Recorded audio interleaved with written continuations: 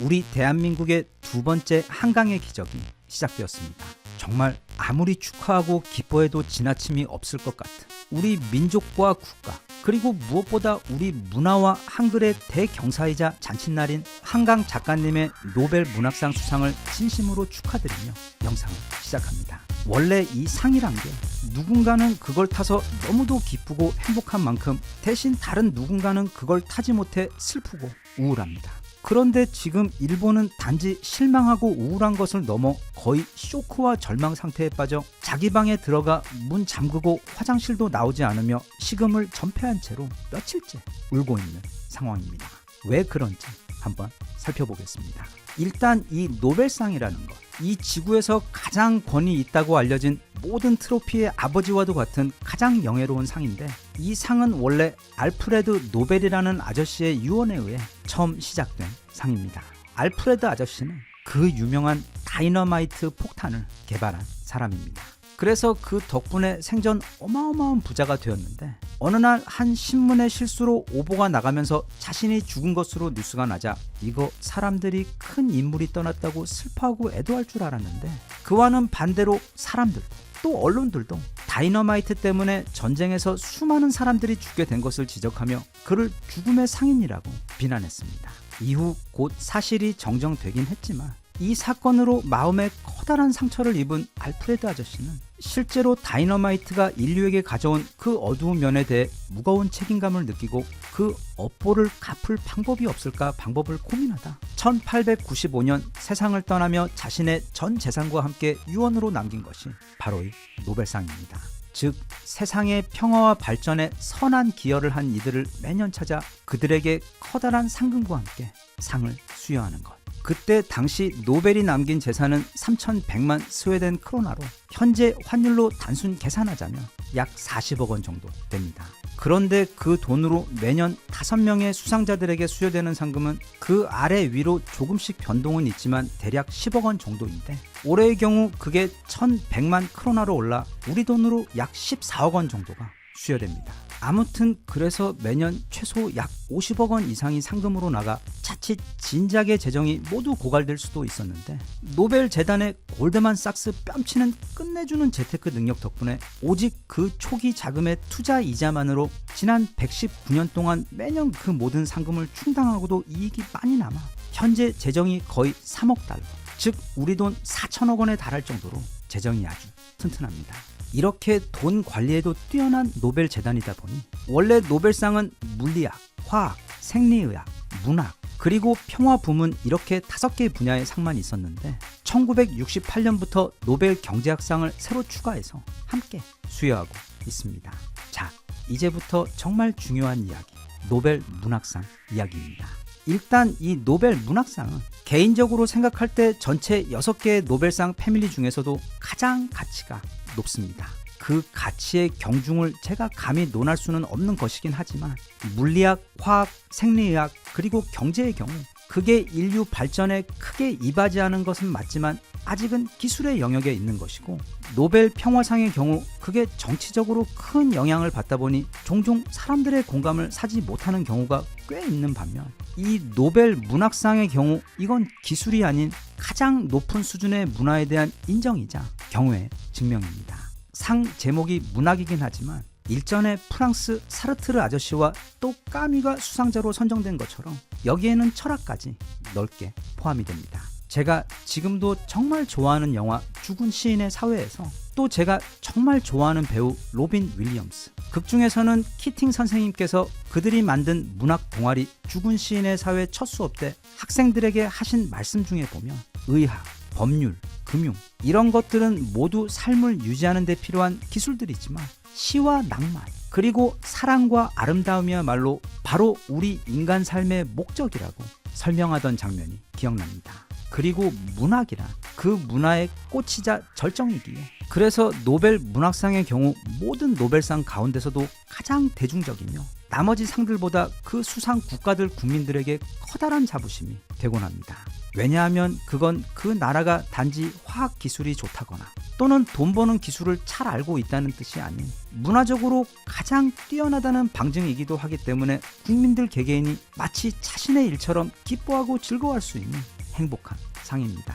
그런 노벨 문학상은 아주 오랫동안 일본의 커다란 자랑이었습니다. 일본 사람들이 책을 많이 읽는다는 것은 이미 널리 알려진 사실이며 실제로 그들은 자신들의 문학에 대해 엄청난 자부심을 가지고 있고 또한 그렇게 문학과 지식에 대한 그들의 적극적인 구애는 일본이 19세기 말 굉장히 빨리 선진국이 되는 데에도 분명 영향을 주었는데 이게 무슨 말인가 하면 메이지 유신 때 즉 일본이라는 옛날 나라가 근대 신식 국가로 탈바꿈하던 바로 그 시기에 그들이 모델로 삼은 것은 영국과 독일, 그 중에서도 바로 프러시아, 독일이었습니다.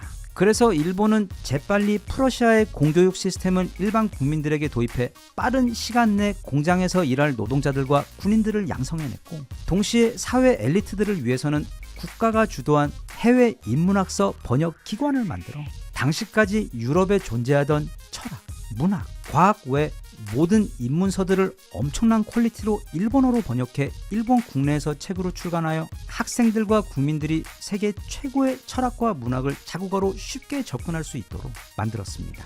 바로 그런 인문학 지식의 빠른 수혈이 메이지 유신 이후 일본이 급격하게 성장하게 된 커다란 동력 중 하나입니다. 물론 우리가 역사에서 볼 수 있듯이 비록 지식이 엄청난 속도의 발전을 가져올 수는 있지만 그 발전의 열매를 어떻게 사용하는지에 대한 것은 지식과는 다른 지혜의 영역이기 때문에 공부 능력과 인격의 성장이 별개이듯 지식보다는 더 깊고 높은 수준의 또 다른 수양이 따라야 하는 것 같습니다. 아무튼 상황이 이렇다 보니 일본에서는 이 지구의 그 어떤 상보다도 바로 이 노벨 문학상에 목을 맵니다. 그리고 과거 1968년 국경의 긴 터널을 빠져나오자 설국이었다 라는 첫 문장으로 유명한 소설 설국의 작가 가와바타 야스나리가 일본 최초의 노벨 문학상을 타며 거의 우리 무슨 2002년도 이탈리아전 승리 때만큼 온 나라가 경사였고 약 30년 후 1994년에 다시 한 번 더 오에 겐자부로가 두 번째 노벨 문학상을 타며 이후 일본인들의 그 문학 어깨뽕은 지구 상층부를 뚫고 우주로 올라가 버렸습니다. 참고로 일본은 1000엔짜리 지폐와 다른 여러 지폐에서도 바로 일본의 유명 소설가들이 그 얼굴을 올리고 있을 정도로 이 문학에 대한 자부심이 남다릅니다. 그래서 그들은 일본이 낳은 최고의 근대 작가 중 한 명이자 제가 개인적으로 매우 드물게 좋아하는 일본의 지식인이며 제대로 된 역사 인식을 가지고 있는 바람에 일본에서는 의외로 안티가 굉장히 많은 무라카미 하루키에게 그 세 번째 노벨 문학상 희망을 걸고 거의 지난 20년간 매년 노벨상 발표날이 되면 그의 집 앞에 기자들이 장사진을 펼치고 온 국민이 기도를 올리고 있던 상황입니다. 올해도 당연히 그랬고 특히 올해는 아시아에서 수상자가 나올 확률이 거의 확정적인 해였기 때문에 그들의 기대와 흥분은 지난 1994년 이후 최고 수준까지 올라가 있던 상황에서 바로 우리 존경하는 한강 작가님께서 그 영예로운 2024년 노벨 문학상 수상자로 발표가 된 것입니다. 그 소식을 접하게 된 일본 국민들은 마치 자다가 갑자기 얼굴에 니킥을 맞은 것만큼이나 아마 깜짝 놀랐으며 그 충격이 너무도 심했을 겁니다. 일본이 못 받은 것도 그렇지만 한국이라니 그것도 119년 전통 전세계 노벨 문학상 역사를 통틀어 첫 번째 아시아 여성 수상자의 영예까지 가져가는 이 소중한 상이 한국 여성 그것도 그 이름마저 누가 봐도 너무 한국 사람인 한강이라니 지난 수십 년간 그토록 한국에 대한 달콤한 문화 우월 의식을 온 일본 국민들이 누려오며 행복했었는데 최근 K-팝부터 넷플릭스 드라마와 또 영화와 같은 문화 부문에서 한국에게 대책 없이 밀리며 자괴감에 빠져 있었지만 그래도 세계 최고 권위의 상인 노벨 문학상의 나라라는 그 자부심으로 간신히 표정 관리하며 버티고 있었는데 이제는 그 노벨 문학상까지 한국에게 내어주게 된 것입니다. 이걸 대놓고 실망하거나 또는 진짜 수준 떨어지게 막 평가절하하며 까내리게 되면 자신들이 더 비참해지고 슬퍼지기 때문에 일본 언론들도 그렇고 또 커뮤니티에서도 대놓고 그러지는 않고 애써 표정 관리하며 축하를 보내고는 있는데 사실 절대로 괜찮을 리가 없다고 봅니다. 그래서 일부 언론 보도에서도 보면 NHK에서도 여러 멘트 중에서도 한국인이 노벨 문학상을 수상한 것은 이번이 처음이라는 이야기를 콕 집어 한다거나, 요미우리 신문 동안 한국인에게 노벨 문학상이 수상된 것은 이번이 사상 처음이라며, 그 한국은 노벨 문학상이 처음이라는 이야기를 상당히 강조하며 이미 2번 수상한 일본을 억지로 우위에 놓으려는 듯한, 그러니까 이게 분명 사실이고 칭찬인 것 같기는 한데 뭔가 찝찝하고 다른 의도가 깔린 음습한 멘트처럼 느껴지는 부분도 있고, 또 고노스 유키코라는 일본의 유명 번역가 역시 수상 소식을 칭찬하며 세계에서 사용하는 인구가 많지 않은 한국어로 작품을 썼다는 점이 인상적이었다는 문구를 넣었는데, 아니 그럼 한국 사람이 한국어로 글을 쓰지 무슨 히라보로 글을 쓰라는 말인지, 마찬가지로 매우 개운치 않은 그 음침한 교토식 표현으로 멘트를 하고 있는 것으로 보아 자존심 때문에 절대 겉으로는 표현을 하지 못하고 있기는 하지만 그 충격이 상당하며, 이제 앞으로 아시아에서 노벨 문학상 수상자가 다시 나오려면 대략 10년 이상 더 지나야 하기 때문에 일본의 그 문학 자부심에 받은 타격의 후유증도 상당히 길고 오래 갈 것 같습니다. 이미 다들 많이 아시겠지만 한강 작가님의 아버지는 옛날 강수연 배우님이 출연하셨던 아재아재 바라아재 영화의 원작 소설의 작가이신 한승원 님이십니다. 즉 한강 작가님은 태생부터가 엄청난 부수저이자, 또 우리나라는 최근 들어 갑자기 이렇게 문화적으로 엄청난 실력을 보이고 있는 게 아니라 우리나라와 우리 민족은 지난 무려 5천년의 시간 동안 그 대부분을 전 세계 최고의 군사와 과학, 그리고 무엇보다 문화의 최강대국으로 군림을 하다 정말 아주 잠깐 약 100년 동안 암흑기를 거친 후 이제 다시 원래의 자리로 되돌아가고 있는 것 뿐입니다. 너무 기쁩니다. 그리고 너무 행복하고 자랑스럽습니다. 방산 수출을 한 500조 원어치 한 것만큼이나, 아니 그 이상으로 배가 부릅니다. 지금 너무도 힘든 우리 국민들에게 정말 꼭 필요했던 자부심, 우리 대한민국 2번째 한강의 기적을 선물해 주신 그 이름마저도 너무도 멋진 우리 한강 작가님과 그리고 세종대왕님께 온 마음 담아 축하와 감사의 마음을 전하며, 이 경사를 시작으로 어서 빨리 3번째, 4번째 한강의 기적도 우리에게 찾아오기를 기대합니다. 한강 만세, 한글 만세.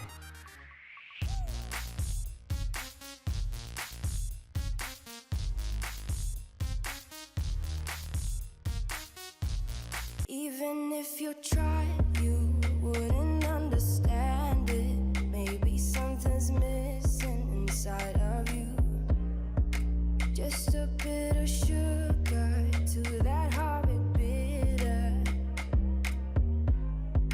Maybe you taste different.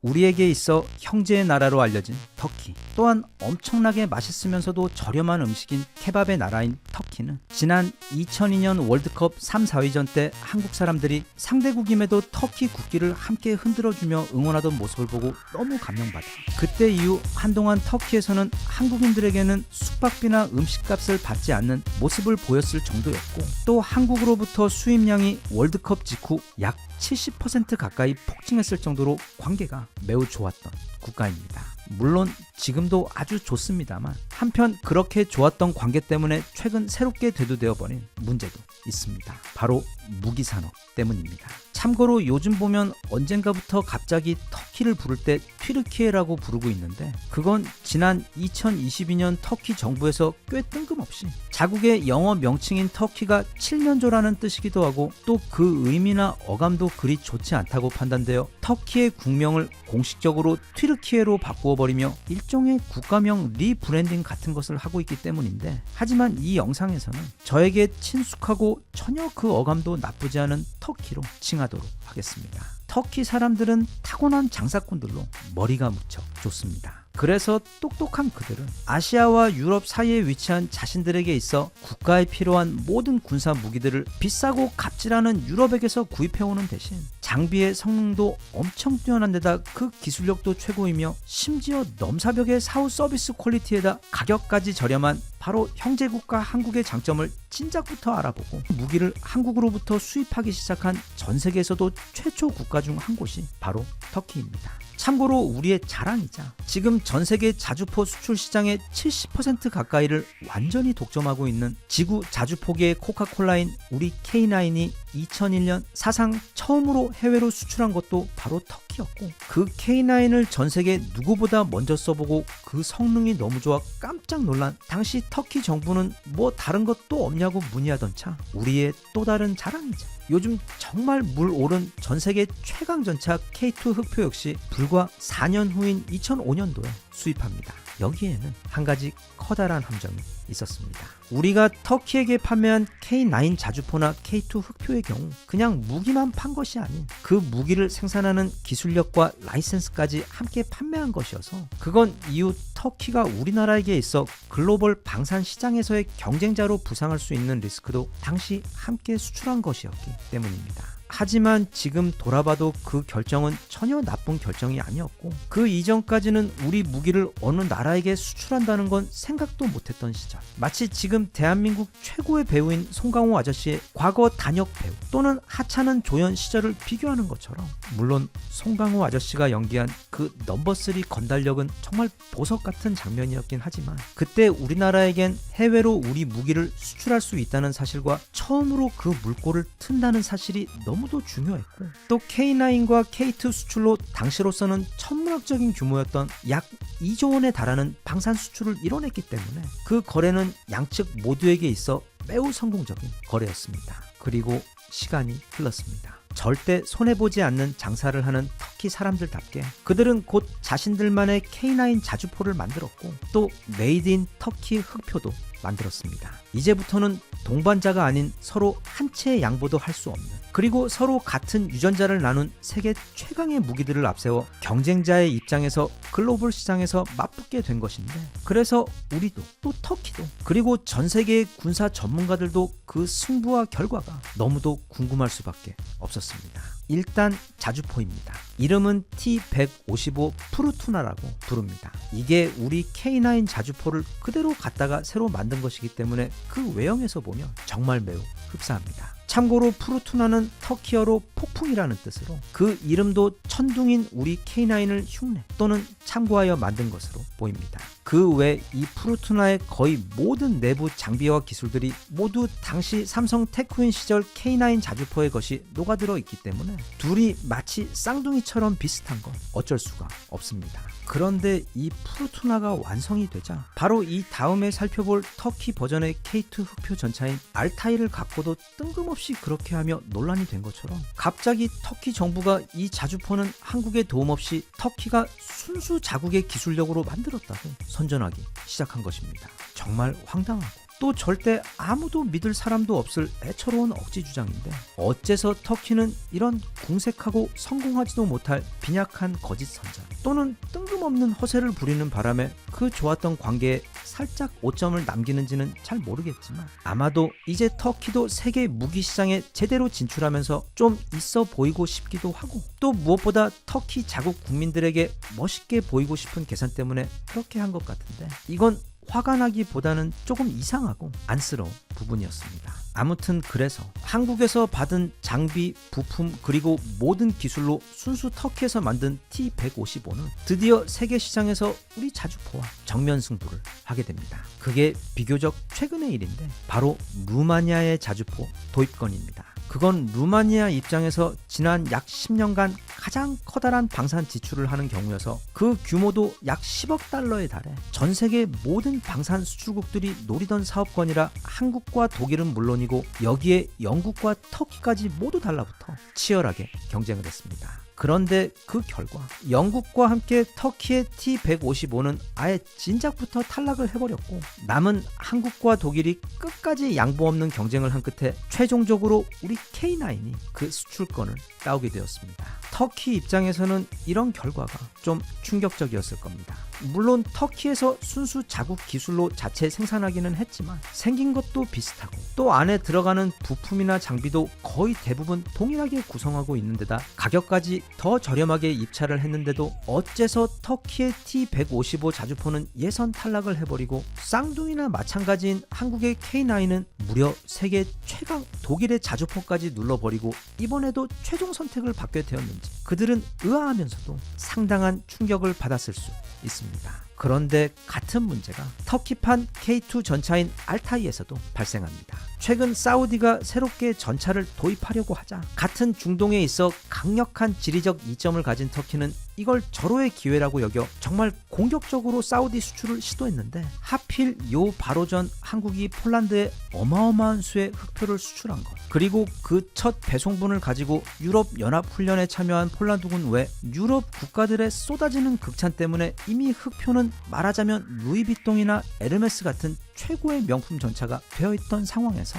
유일한 약점이라고 여겨졌던 엔진, 즉 그 파워팩마저 최근 국내에서 개발해 처음으로 장착 테스트한 파워팩이 모두의 기대를 훨씬 넘어서는 대박 성능을 증명하며 원래 터키 알타이와 대한민국 흑표 사이 저울질을 하던 사우디는 곧 알타이를 아예 그 후보에서도 탈락시켜버리고 조만간 대한민국으로부터 대량의 흑표는 물론 거기에 K9 추가 물량 주문과 함께 레드백까지 포함하는 올 코리안 무기 완전 깔맞춤 구매를 할 것으로 알려져 있어 아마 폴란드 규모에 범접하거나 그를 넘어서는 초대형 패키지 주문 소식이 조만간 전해져 올 것으로 알려졌습니다. 그래서 사우디에 수출하는 것을 포기한 터키는 대신 이번에 한국에서 새로 개발했다는 흑표 파워팩을 써보니 자기들이 보기에도 너무 좋아 한국에서 구매하여 알타이에 사용하기로 결정하여 이거 물건 팔러 왔다가 오히려 한국 물건만 더 사가게 되는 아름다운 상황이 벌어졌습니다. 이 외에도 최근 글로벌 시장에서 터키가 뭘 좀 만들어 밖에 나가서 팔려고만 하면 그걸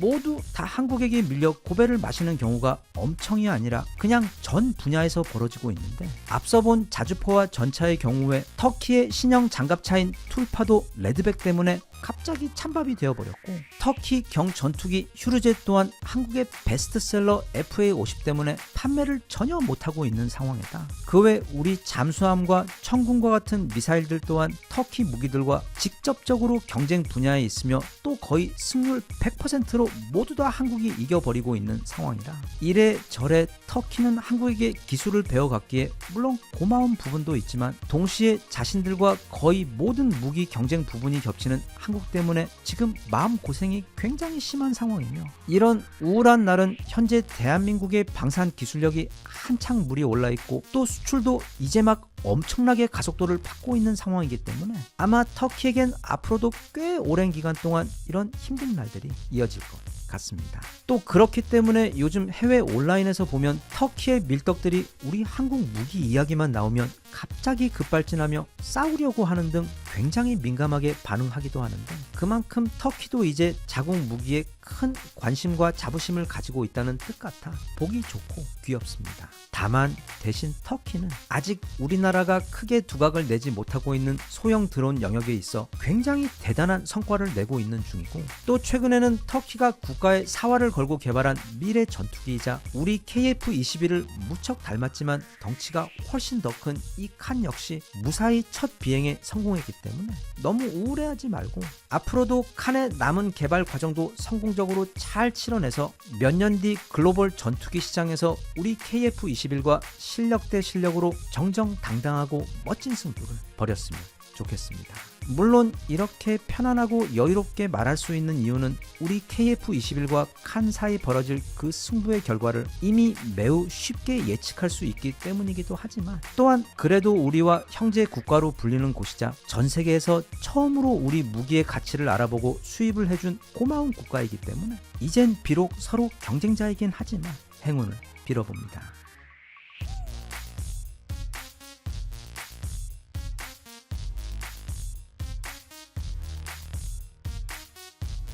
Even if you tried, you wouldn't understand it. Maybe something's missing inside of you. Just a bit of sugar to that horrid bitter. Maybe you taste different.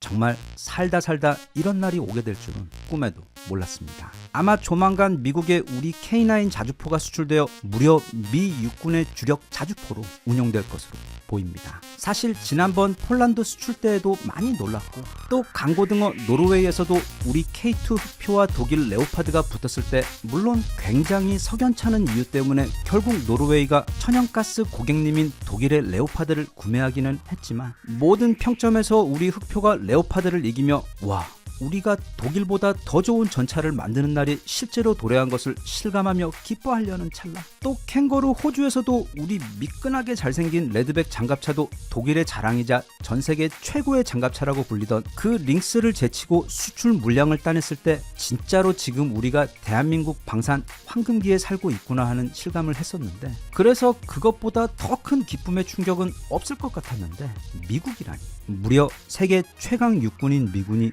우리나라가 만든 K9을 도입하게 될 것이라는 뉴스를 보게 되며 드디어 이 세상에 특이점이 와버렸고, 이제 곧 AI가 세상을 지배하고 외계인도 침공하며 여기저기 화산도 폭발하면서 금방 이 지구 시뮬레이션 게임도 끝이 나겠구나 하는 생각이 들었을 정도로 정말 믿기 어려운 소식이었습니다. 지금 미국은 미군의 주력 자주포인 팔라딘을 대체할 자주포를 찾고 있는데, 벌써 몇 번이나 그걸 자체적으로 개발하려고 하다가 현재는 그냥 이미 시장에 나와 있는 것들 가운데 골라 도입하기로 결정한 상황으로, 그 가운데 최종 후보까지 올라간 여러 모델들 가운데 이번에도 또 역시 독일의 판처 하우비츠 2000 자주포와 우리 K9이 남았습니다. 그래서 그 둘을 가지고 미 육군은 미국에 있는 여러 시험장에서 다양한 테스트를 진행하고 있던 차, 이번에 처음으로 우리 K9이 독일 자주포를 누르고 현재 가장 유력한 최종 선정자로 검토되고 있다는 미군 내부의 소식이 보도된 것입니다. 이 소식은 최근 아리조나 유마 실험장에서 진행된 테스트에서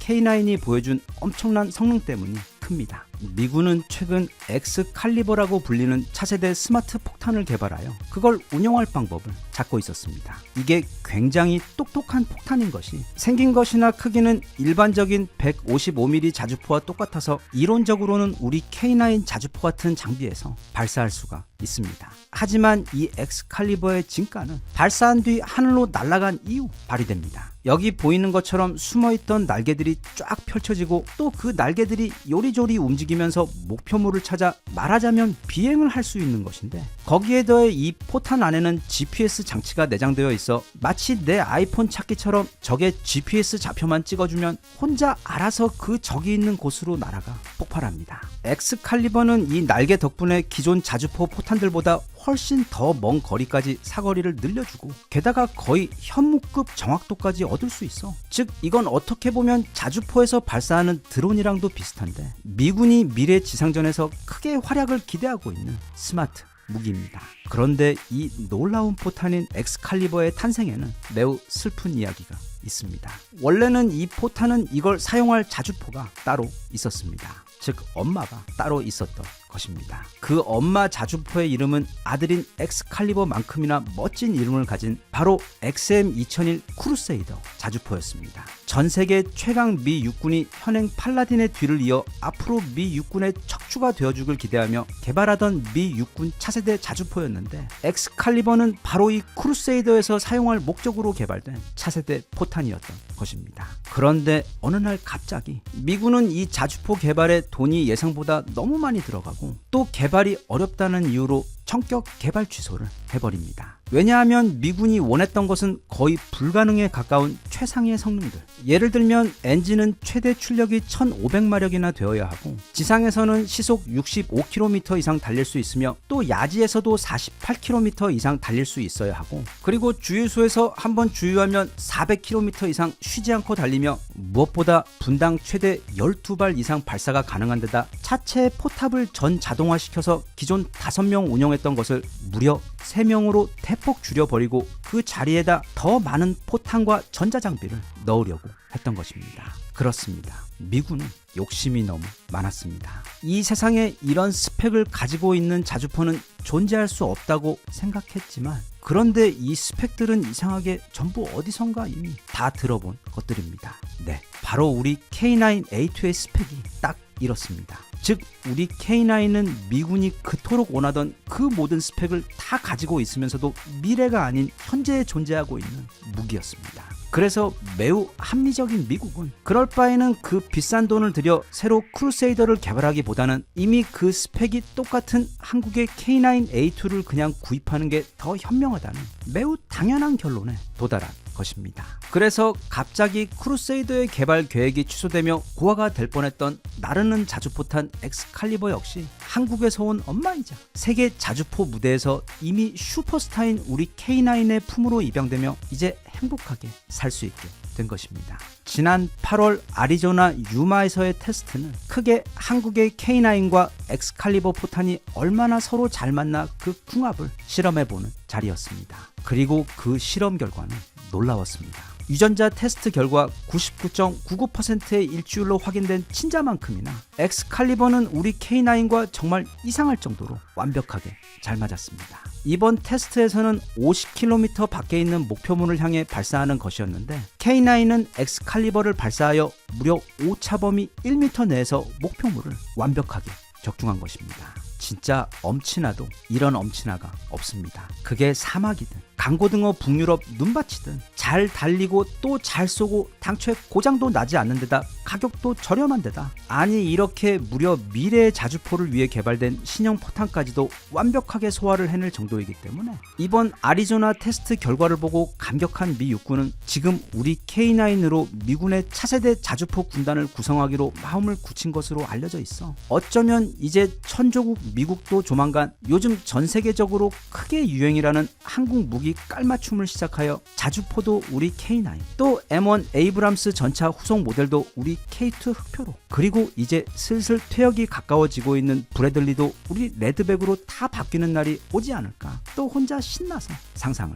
해봅니다. 참고로 지금 미국은 우리 K9 자주포를 미국의 그 유명한 초대형 트럭 회사인 맥트럭에 결합시켜 차륜형 K9 자주포로 운영하는 것까지 한화와 의논 중일 정도로 우리 K9 도입에 진심인데 게다가 또 우리 K9은 너무 뛰어난 그 성능과 가성비로 마치 코카콜라와 맥도날드가 공산국가에까지 환영받으며 진출한 것처럼 지금 무려 공산국가인 베트남에도 수출을 앞두고 있다는 기사가 최근 나오고 있을 정도로 진짜 우리 K9은 한글과 김치 그리고 바나나 우유 이후 우리나라 최고의 발명품이자 자랑이라 이제 70%의 세계 점유율도 넘어 어서 빨리 95%까지 온 세상을 다 우리 K9이 독점하는 날이 하루빨리 왔으면 좋겠습니다.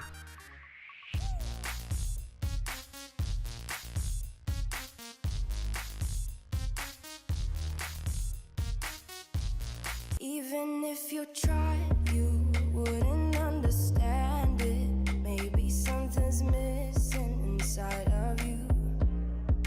Just a bit of sugar to that horrid bitter. Maybe you taste different. 우리가 종종 농담삼아 미국을 천조국이라고 부르는 이유는 바로 매년 미국이 국방비에 사용하는 돈이 무려 1000조 원이기 때문입니다. 올해는 그게 1310조 원입니다. 우리도 국방에는 꽤 돈을 많이 쓰는 나라이긴 한데 세계 11위로 올해 대략 59조 원을 쓰고 있습니다. 우리가 미국이랑 싸우겠다는 말은 절대 아니고 그냥 비교를 하자면 쉽게 말해 우리는 병사가 59명인데 상대는 1310명인 경우처럼 게다가 상대는 무기까지 훨씬 더 좋은 경우라 전 세계 그 어떤 나라도 미국과는 아예 싸움 자체가 되지 않을 정도로 이 미국이라는 나라는 말하자면 근대시대의 로마 제국과도 같은 절대 초강대국입니다. 그런데 미국이 이렇게 거의 억지스러운 수준의 말도 안 되는 초강대국이 된 데에는 물론 그 어마어마한 사이즈부터 토양의 질 게다가 온갖 종류의 자원까지 가득 매장되어 있는 데다 무엇보다 사실상 북미 대륙 한쪽을 통째로 혼자 차지하고 살고 있어 주변으로부터 적이 쳐들어올 방법이 없는 천혜의 요새 위에 나라가 세워져 있다는 강점도 있지만 다른 한 가지 이유는 바로 미국의 돈, 달러 때문입니다. 이 달러라는 것은 핵무기나 B2 전폭기보다도 훨씬 더 강력한 미국이 가진 가장 무서운 무기 중 하나입니다. 참고로 이 달러라는 단어는 16세기부터 유럽에서 화폐 또는 금이나 은으로 된 코인을 지칭하던 체코인 텔러라는 단어가 미국으로 건너오며 미국식 발음으로 달러로 바뀌며 사용되고 있는 것입니다. 이 영상에서는 어떻게 미국의 달러가 미국을 세계 최강국으로 만들었으며 그 지위를 과거 트럼프가 대통령을 할 때 한번 완전히 말아먹을 뻔했다 실패했고, 어쩌면 이번에 다시 대통령이 되며 그때 그 달러 공격을 다시 한번 시도하게 되며 최악의 경우 미국이 그 세계 패권국의 지위를 잃을 수도 있는지에 대한 이야기를 해볼까 합니다. 이 영상은 미국 달러와 관련한 이런 내용을 굉장히 자세하게 담고 있는 달러 전쟁의 내용을 참고하여 제작했습니다. 혹시 금융이나 경제 쪽에 계시는 분들께는 엄청나게 깊이 있고 그 밀도도 상당히 있는 책이긴 하지만 책의 내용 내내 최근 근대 역사와 인물들 그리고 유명한 사건들이 굉장히 많이 등장하여 우리 일반인들이 교양으로 읽기에도 엄청 흥미진진하고 재밌습니다. 지난 1861년 무려 미국인들이 남북 둘로 나뉘어 향후 6년간 치열하게 싸우게 되는 미국의 남북전쟁이 시작됩니다. 참고로 그 즈음 한국은 홍선 대원군이 집권을 시작한 때였고, 한편 영국에서는 세계 최초로 지하철이 개통을 한 해였으며, 청나라는 그런 영국에게 아편 전쟁으로 엄청나게 얻어터진 다음 홍콩까지 내어주는 그 치욕적인 베이징 조약을 체결하던 때였고, 일본에서는 이제 막 메이지 유신이 시작이 되며 근대 국가로 빠르게 변화하던 때로 아무튼 전 세계가 각자 아주 바쁘게 돌아가던 때였는데, 남북전쟁이 한창이던 당시 미국의 대통령이었던 링컨에게는 한 가지 큰 고민이 있었습니다. 우리 인간사에서 가장 흔한 고민이라는 바로 돈 문제였습니다. 전쟁 2년 차에 들어서자 벌써 돈이 다 떨어져 버린 것입니다. 그래서 전투 현장에서 장군들은 빨리 화약과 무기를 보내달라고 아우성이었고, 병사들의 월급도 미뤄지게 되는 상황이 되자 이때 천재 경제학자이자 링컨 정부의 재무장관이었던 셰먼 체이스가 기가 막힌 묘안을 내놓습니다. 바로 금과 은 대신 정부가 종이로 만든 화폐를 만들어서 그걸로 돈을 대신하자는 제안이었습니다. 처음에는 이 황당한 제안에 찬성은커녕 제대로 관심을 기울이는 사람조차 없었습니다. 금도 아니고 은도 아닌 종이 쪼가리를 어떻게 돈을 대신해서 유통시키겠다는 것이냐고 비웃었고, 또 일부에서는 그건 사실상 사기가 아니냐고까지 비난을 했습니다만, 어쨌든 결국 긴 설득 끝에 그 법안은 통과되었고, 드디어 그 유명한 녹색빛을 띠는 마법의 종이, 그래서 당시에는 그린백이라고 불렸던 미국 달러가 세상에 등장했고, 또 그 덕을 크게 본 링컨은 남북 전쟁에서도 결국 승리했습니다.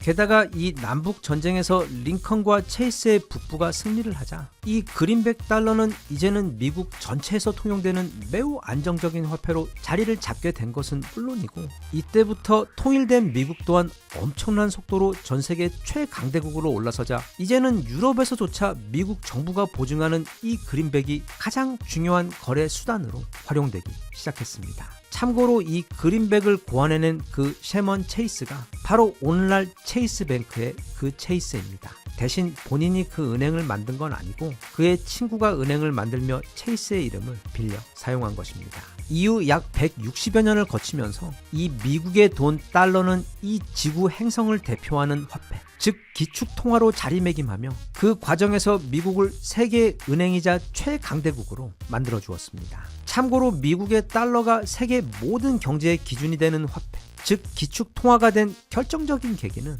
경제학을 조금이라도 공부한 분은 모두 다 알고 계실 그 브레튼 우즈 체제 때문입니다. 그러니까 1944년 노르망디 상륙작전이 완벽하게 성공하고 독일 나치의 패망이 확실시 되었으며, 이제 동아시아에서도 미국이 매일같이 일본을 향해 상상을 초월하는 양의 엄청난 폭탄을 그들의 점령지와 도시 위로 쏟아부으며, 이제 사실상 지구 근대 역사상 가장 큰 전쟁이었던 2차 대전이 곧 끝날 것이 확실시되자 전 세계 44개국의 대표들이 미국 뉴햄셔주에 있는 브레턴 우즈에 모두 모여 앉아 이제 이 새로운 시대의 금융에 대해 거대한 합의를 하던 자리였습니다. 그 회의에서 미국의 위치는 한마디로 압도적이었습니다. 이미 이전에도 상당한 강대국이었지만 그래도 아직 영국이라는 올드 시대의 왕이 남아있던 상황에서 이 2차 대전을 겪으며 그 찬란했던 영국은 물론 프랑스와 러시아 등 사실상 유럽 전체가 승전국, 패전국 할 것 없이 전부 다 너덜너덜해져 지금 간신히 숨만 붙어있던 상황이었는데, 이 미국이라는 나라는 그 2차 대전을 겪으며 일단 그 승리에서 가장 결정적인 역할을 하며 군사력 1위를 과시했고, 동시에 경제력도 압도적 1위였으며 게다가 2차 대전 동안 유럽과는 달리 본토가 아무런 피해도 입지 않은 유일한 강대국인 것에 더해 심지어 캘리포니아의 골드러시 때문에 전 세계 금의 약 3분의 1을 전부 미국이 가지고 있었을 정도로 미국은 이미 그때부터 이 지구별에서 경쟁자가 없는 유일의 초강대국이었습니다. 그래서 당연히 그 44개 국가들은 이 새로운 시대의 새로운 왕을 알아보고는 이제부터 미국의 달러를 기축통화로 삼아 모든 외국 간의 주요 거래들을 마치 금처럼 달러로 결제할 수 있도록 합의를 보며 바야흐로 미국 달러의 전성시대이자 이 아메리카라는 새로운 왕을 위한 대관식을 치렀습니다. 그리고 이건 안 그래도 너무 강력했던 미국에게 거의 치트키 수준의 힘을 주었는데, 왜냐하면 미국은 이 달러라는 돈을 사실상 자기들이 원하는 대로 마구잡이로 찍어내어 유통시킬 수 있는 거의 마법 같은 힘이 있었기 때문입니다. 그건 마치 어떤 공장이 있어서 거기서 원하는 만큼 계속 금을 만들어내서 내다 팔 수 있는 것과 마찬가지로 이런 달러의 힘은 경제는 물론 미국이 전 세계 외교 무대에서 절대자의 힘을 휘두르는데 막강한 무기가 되어주었습니다.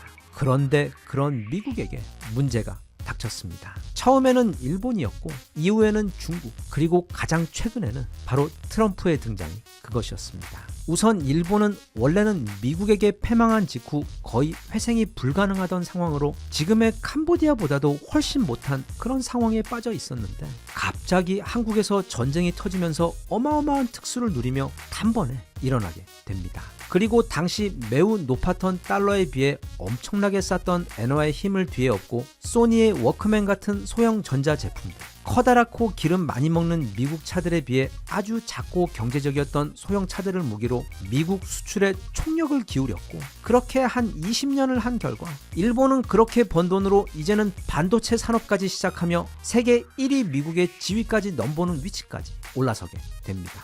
하지만 일본의 그 시도는 앞으로도 세계 역사에 길이길이 남을, 특히 일본 입장에서는 정말로 희한한 결정이었던 미일 반도체 협정과 그 유명한 프라자 합의를 통해 일본은 반도체 산업도 잃고 또 엔화의 환율이 갑자기 2배 이상 높아지며 수출 능력까지 사라져 버리면서 내리막길을 걷게 되며 우리가 아는 그 잃어버린 30년이 시작되었습니다. 그렇게 일본을 간단하게 정리하자 이번엔 중국이라는 더 큰 문제가 찾아왔습니다. 이번에도 역시 문제는 바로 강달러에 대한 환율이었습니다. 중국 또한 일본처럼 강달러를 공략하며 싼 위안화로 제작한, 그것도 전 세계에서 가장 싼 노동력으로 제작한 온갖 물건들을 거의 쓰나미 수준으로 전 세계를 향해, 특히 세계 최대 시장 미국을 향해 쏟아부었는데, 일본에 비해 중국이라는 이 새로운 문제가 더 심각했던 이유는 중국은 단지 위안화의 유리한 환율만을 이용한 게 아니라 중국답게 아예 환율 조작까지 적극적으로 해가며 그 무역 불균형을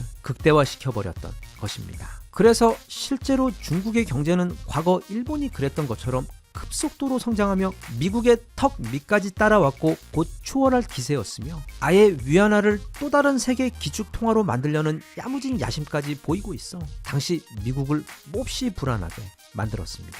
이때 구세주로 나타난 이가 바로 우리 트럼프 아저씨입니다. 우리가 알고 있는 트럼프의 가장 대단한 업적이자 또 당시에는 엄청나게 욕을 먹었던 대중무역 전쟁의 바탕에는 미국과 중국 사이 이런 무역 불균형이 있었던 것이고, 또 그 무역 불균형의 바탕에는 항시 너무 강하고 높았던 미국 달러와 그것의 약점을 노린 위안화의 환율 차이가 있었던 것입니다. 아무튼 아직도 미국과 중국 사이 이 경제 전쟁은 현재 진행 중이기는 하지만 트럼프의 등장과 아무도 예상하지 못했던 그의 황당하고도 충격적인 조치 덕분에 일단 중국의 기세가 굉장히 꺾여버린 상태이며, 사실 중국은 아직도 그 트럼프의 충격을 수습하고 있는 중입니다.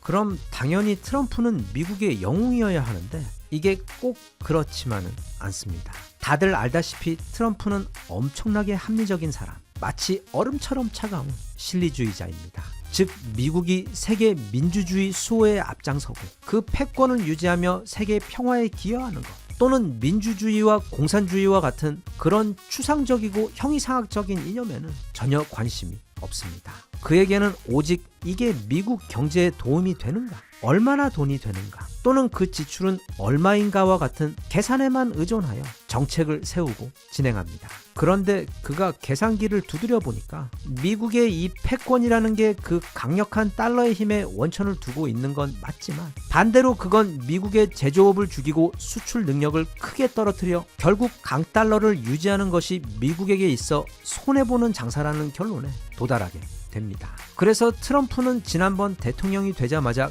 그 이전 미국 대통령 그 누구도 하지 않았던 매우 충격적인 일을 진행하려고 하여 워싱턴은 물론 전 세계를 놀라게 했습니다. 바로 강달러의 지위를 포기하고 달러의 가치를 떨어뜨려 미국의 제조업을 다시 부활시키고 수출을 늘려 무역 수지를 늘리고자 했고, 그것이 이념이나 추상적인 것이 아닌 실제로 미국의 중산층들에게 일자리를 늘려주고 그들의 은행 계좌와 주머니를 채워주어 결국 그의 캐치프레이즈대로 아메리칸 꿈이 살아있는 기회의 땅이자 모두가 잘 사는 나라로 만들어 그게 바로 미국을 다시 위대하게 만드는 것이라고 그는 믿었습니다. 그 방법이 얼마나 과격하고 충격적이었던 간에 실제로 그게 어느 정도 말이 맞는 게, 미국이 강달러를 유지하는 지난 60여 년 동안 미국은 그 돈놀이로 월가를 비롯한 일부 금융 섹터에서만 그야말로 천문학적인 돈을 벌어들였지만 그 과정에서 거의 절대 다수의 미국 중산층 가정들은 일자리를 잃고 계속해서 더 빈곤해져 갔습니다.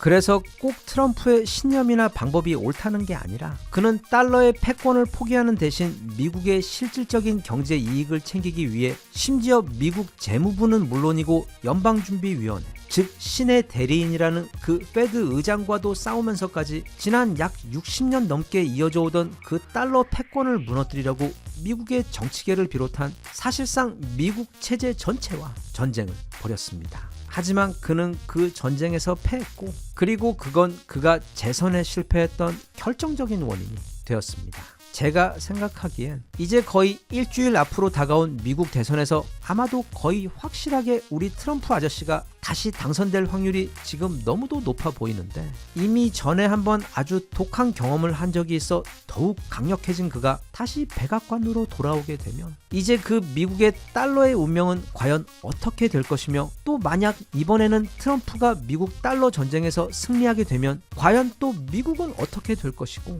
물론 여기저기에서 지금 벌어지고 있는 전쟁들은 멈추겠지만 또 전 세계의 시장은 얼마나 요동치며 변화하게 될지 한편 매우 불안하기도 하면서 또 무척 궁금합니다. 아무튼 이 트럼프 아저씨는 진짜 폭풍을 몰고 다니는 엄청난 사나이. 만약 카오스라는 단어가 인간으로 태어났을 때 보여줄 수 있는 그 끝을 보여주는 정말 대단한 사람인 것만은 분명한 것 같습니다.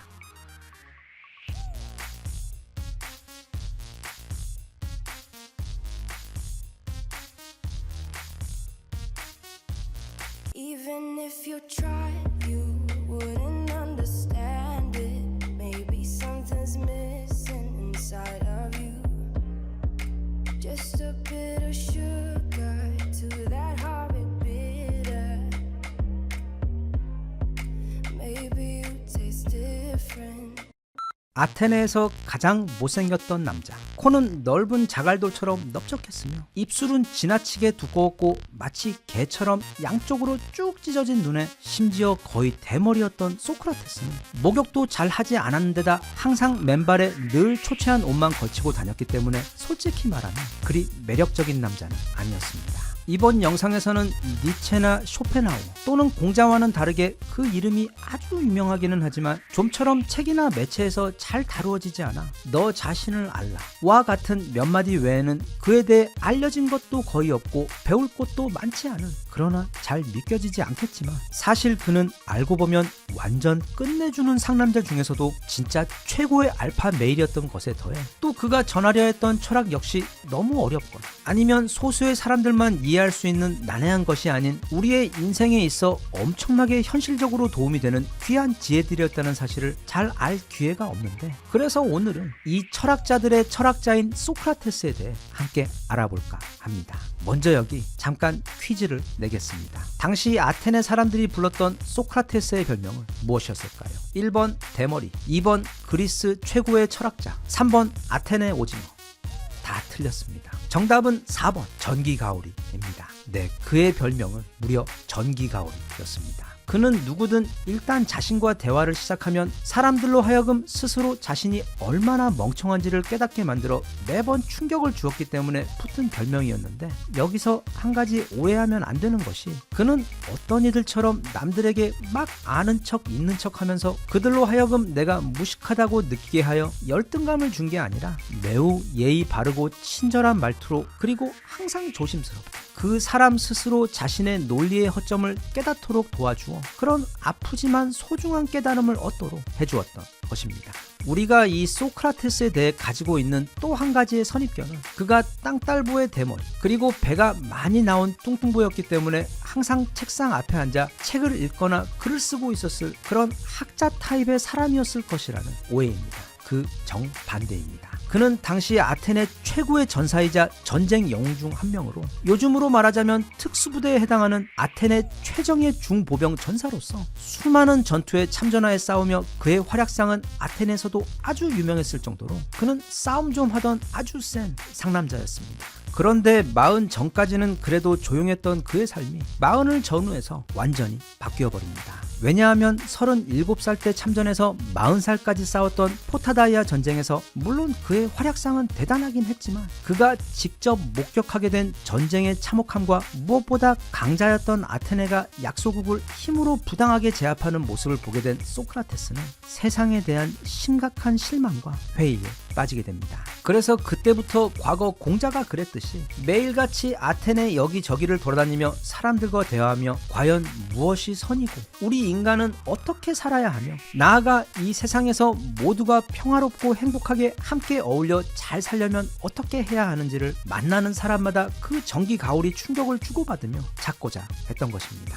물론 그와 대화를 나누며 큰 충격을 받은 사람들 가운데 그를 싫어하는 사람들도 매우 많았지만, 대중적으로 그는 요즘으로 말하자면 거의 연예인급으로 아주 큰 인기를 끌던 아테네 최고의 유명인이었습니다. 그런데 BC 404년 그가 65살이 되었을 때 아테네에게 끔찍한 재앙이 찾아옵니다. 바로 국민들 전체가 타이슨과 효도르로 이루어진 옆 동네 인간병기 국가인 스파르타와의 전쟁에서 완전히 패하면서 아테네의 민주주의 정부는 스파르타에게 짓밟히게 됩니다. 그래서 참주정이라고 불리는, 즉 스파르타에서 파견한 30명의 지도자들에게 도시가 지배를 당하는 치욕을 당하면서, 또 이 과정에서 아테네의 수많은 정치인들과 장군들이 참수를 당하기까지 했는데, 그런데 이게 또 아테네 역시 그냥 동네 서클이 아니었기 때문에 금방 군대를 다시 정비해 반격해 정말 기적적으로 스파르타를 나라에서 몰아내는데 성공합니다. 그런데 그렇게 스파르타를 몰아내고 나자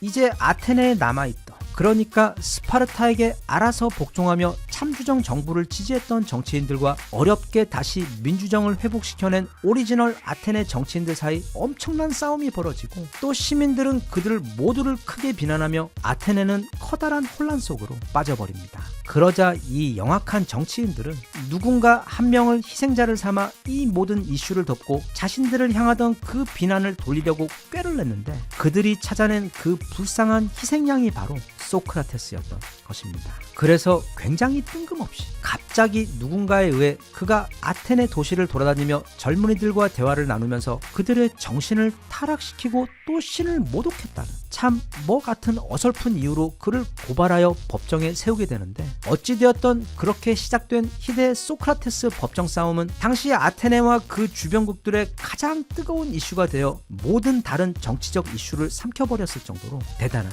사건이었습니다. 이렇게 소기의 목적이 달성되자 그 정치인들은, 그러니까 배심원들은 원래는 소크라테스를 사형시킬 생각까지는 전혀 없었습니다. 그냥 그를 법정에 세워 이슈를 만들고, 또 고고하고 자존심 높은 그가 대중들에게 허리 굽혀 읍소하며, 그래서 그의 입에서 잘못했음 이 네 마디만 해준다면 사실 그냥 풀어주고 이 모든 사건을 마무리하고 싶었습니다. 하지만 달콤한 남자 이병헌처럼 우리 소크라테스도 애초 그런 비굴한 말은 할 줄 모르는 상남자들이었기 때문에, 게다가 또 소크라테스는 자신에게 제기된 그 죄목들을 너무도 얄미울 정도로 논리적으로 완벽하게 따박따박 반론하며 전혀 굽히지 않자 자존심이 상해버린 배심원들은 500명 가운데 360대 140으로 투표를 하여 결국 소크라테스의 사형을 결정해버립니다. 그리고 스승이 당한 이 사건은 후에 그의 제자 플라톤이 민주주의를 혐오하게 되는 가장 큰 이유가 되었습니다.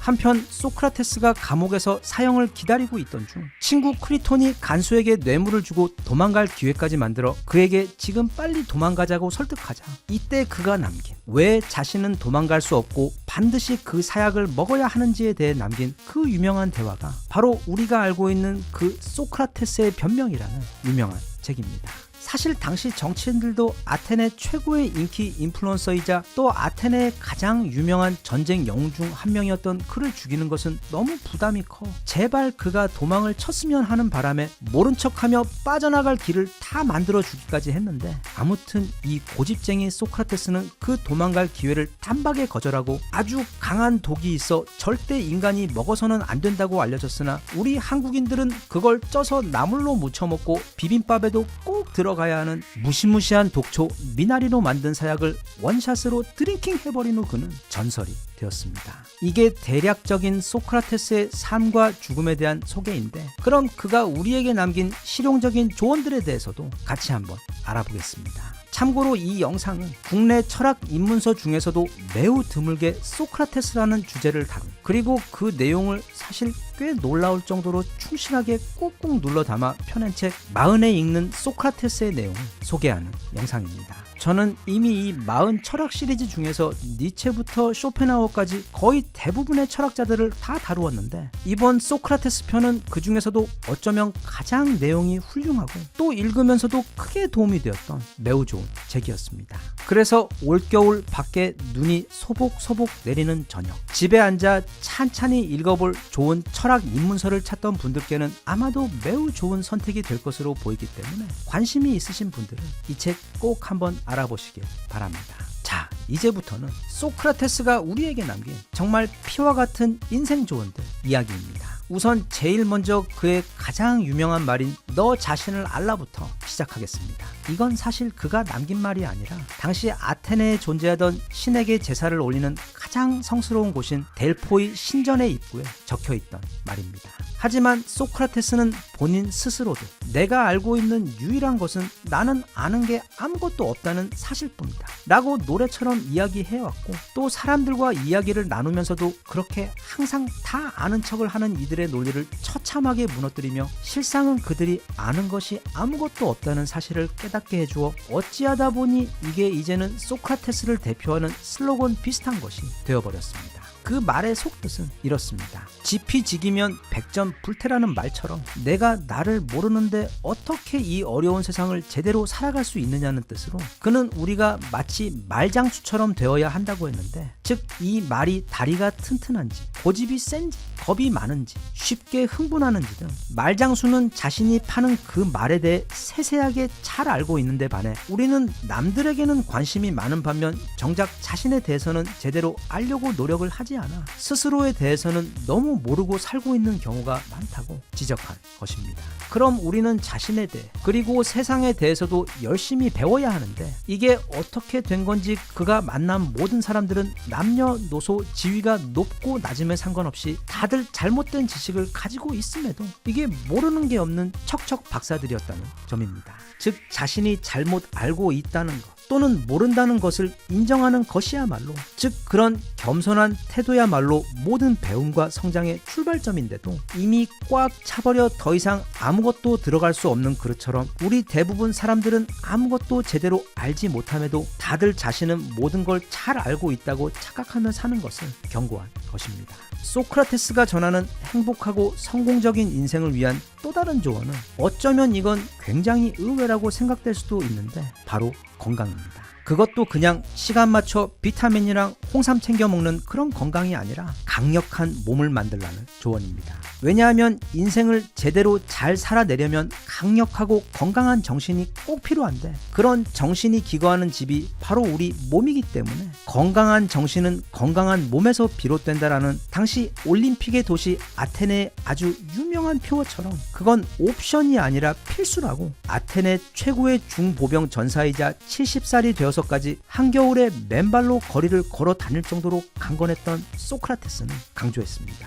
니체 역시 일기 일기를 쓰려면 밤이 아닌 오전에 쓰라고 했는데, 왜냐하면 밤 늦게 몸이 피곤한 상태에서 일기를 쓰게 되면 마음이 약해져 부정적인 쪽으로만 하루를 돌아보게 돼요. 가능하면 정신이 맑고 건강한 오전에 일기를 쓰라고 했던 것입니다. 참고로 건강한 정신은 건강한 몸에서 비롯된다라는 그 아테네 표어는 그리스어로 아니마 사노 인코르포 사노인데, 이걸 앞자리만 따서 만든 브랜드가 바로 아식스입니다. 그리고 끝으로 그는 살면서 만나는 모든 사람들에게 친절하라고 당부했습니다. 만나는 사람마다 전기 충격을 주던 전기 가오리가 할 말은 아닌 것도 같기는 하지만, 그는 우리 인간들 모두가 이 삶이라는 너무도 어렵고 힘든 전투를 치르고 있는 중이기 때문에 무엇보다 서로에게 친절해야 한다고 당부했습니다. 현대를 사는 우리의 모습을 보아도 특히 지금 40 정도를 지나고 있는 사람들의 경우 사실 삶이 굉장히 혼란스럽습니다. 아주 어린 학창 시절부터 여기는 어디고 나는 또 무엇을 하고 있는지 그딴 건 생각할 틈도 없이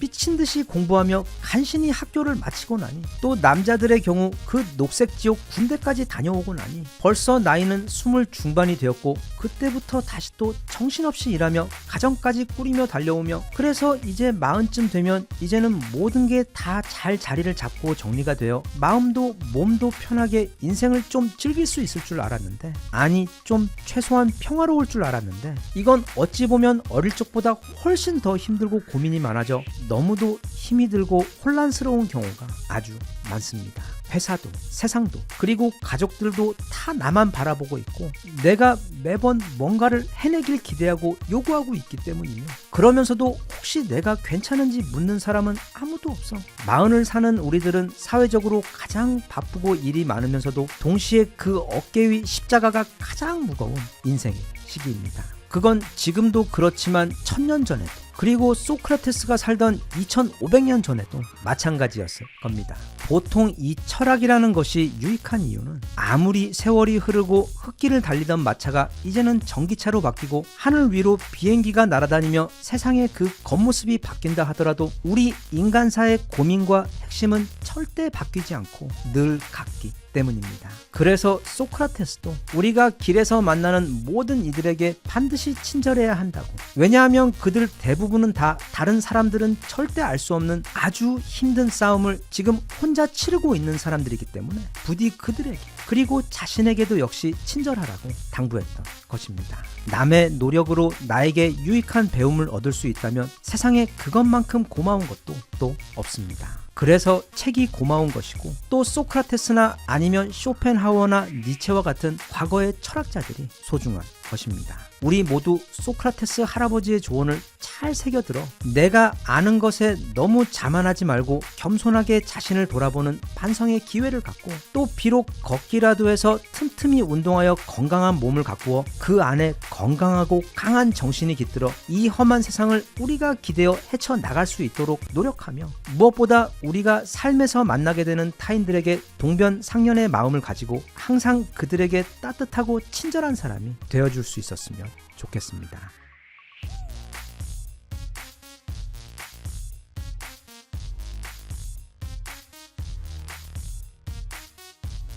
Even if you tried, you wouldn't understand it. Maybe something's missing inside of you. Just a bit of sugar to that heart.